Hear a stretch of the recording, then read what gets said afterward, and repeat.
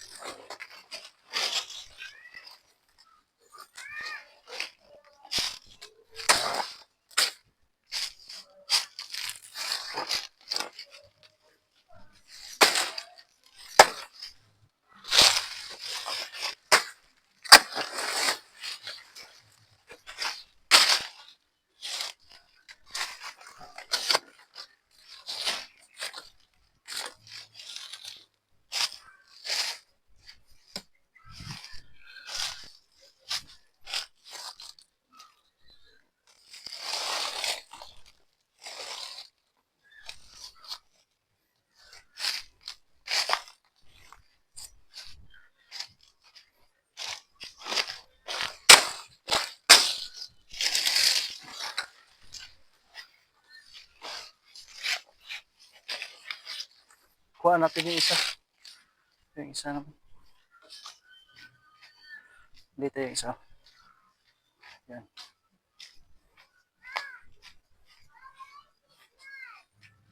Ayan.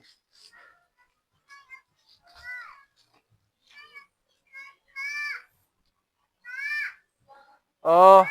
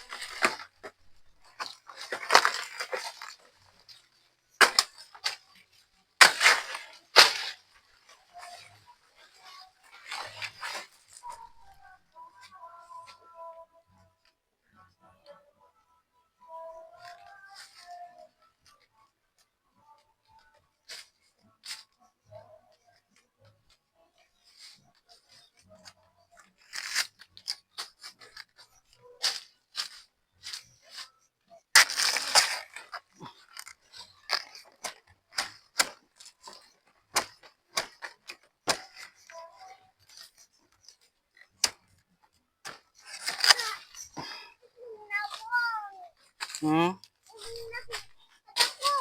Hmm. Hmm. Dako kaayo. Ito guys, oh. Yan. Yan guys. Dito ang saging guys. Tapos yung isa, andun. Yan. Dito guys oh. Doon. So, benta natin to. Tara, Ray. Punta na tayo dun sa ano. Sa Pedicab. Ako ba? Punta na kami ngayon sa ano guys. Sa tindahan ng saging. Ano sa nananagyan ang saging guys? Ito guys, oh. Saging namin. So, nandun ang Pedicab. Ito yung place namin, oh. Yan. Wait lang. So, yan.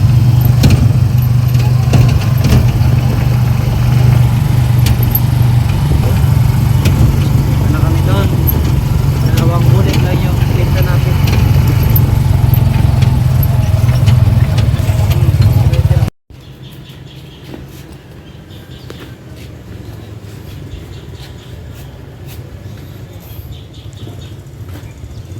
Sige na.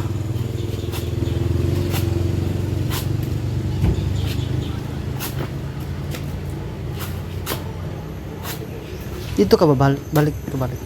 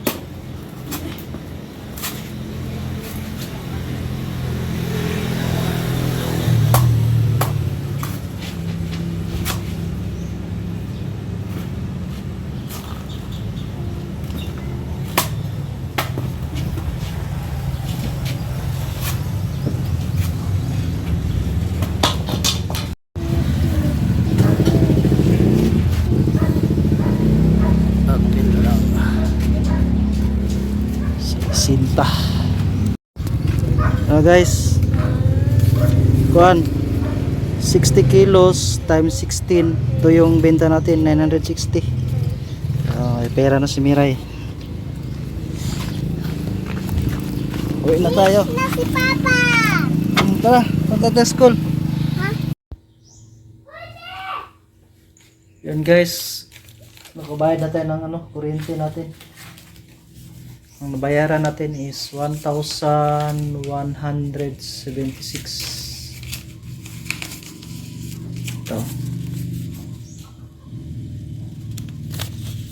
Ito yung bill natin, 1,176. Isa klaro.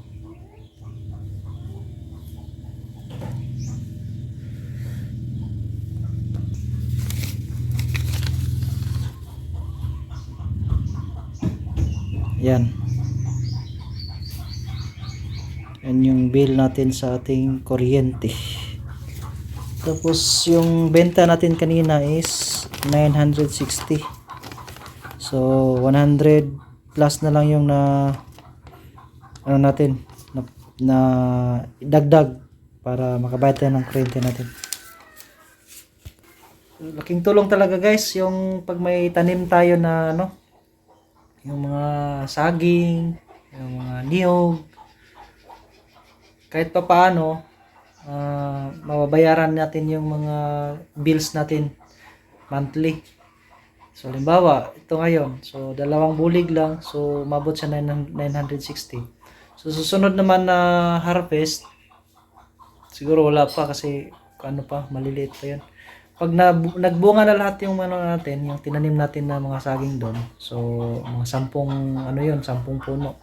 Pag nagsabay-sabay yun magbunga, so check na may kita tayo doon. Kasi ang kilo ngayon is 60 na. So advantage sa may maraming harvest na tanim na saging ngayon kasi mahal yung kilo. Tapos mahal din naman yung gasolina, so bawi lang. So pero at least nakakatulong ang tanim natin. So yun lang muna guys. So magtanim pa tayo ng magtanim para mayroon tayong aanihin. God bless. Bye bye, paalam.